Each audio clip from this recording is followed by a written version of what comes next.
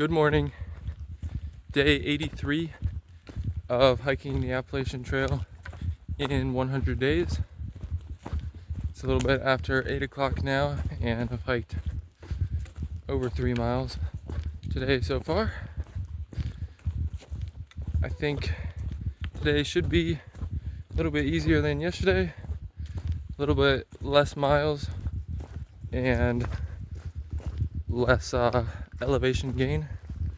So hoping for that, and I should have less trouble getting water as well, because that kind of took up a lot of time yesterday afternoon. So gonna stop before noon today. Should be at a shelter where there should be water for my lunch break, and then I am planning to stay at a shelter tonight, and I don't think there's water there, or reliable water, but there should be water like a mile before the shelter. So that's the plan. Going to keep on moving. I know there's not a whole lot of big climbs, just some little up and downs throughout the day, but there is one bigger climb up Unaka Mountain, not sure how you say it, but that should be soon after my lunch break, and will get me up over 5,000 feet again.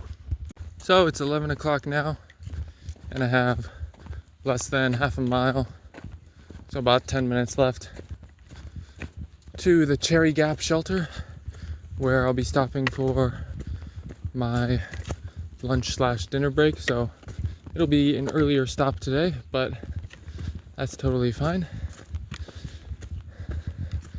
Had a few small views, didn't take any videos of them, just took some pictures, so I'll show those up here, but mostly just some little ups and downs of a few hundred feet at a time. And then I had one slightly bigger climb of about 700 feet, but that was spread over like a mile and a half, so it wasn't very steep at all most of the time, and it wasn't too difficult. So we're pretty much at the top of Unaka Mountain here, and there's not really much to see in terms of views, but the actual trail and forest is pretty cool. Just this pine forest with generally soft pine needles on the trail and everything, so that's pretty cool. And I think in a few more miles there is a spot that should have a pretty nice view, so looking forward to that. And most of the rest of the day is downhill, so that's a plus as well. There is some elevation gain and climbing, but not all that much on the whole.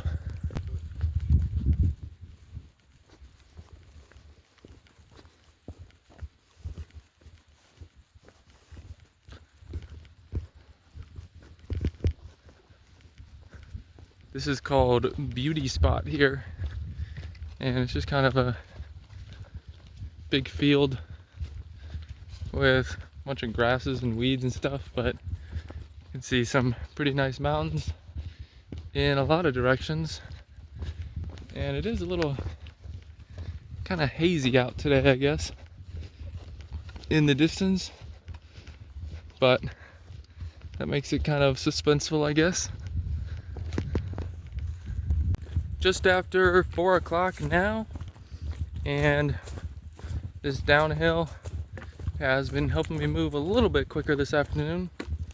So I have under 3 miles to go to the campsite I'm staying at tonight, which is actually a shelter. And about a mile before that, I'm gonna stop at a creek and fill up on water and carry a little bit more.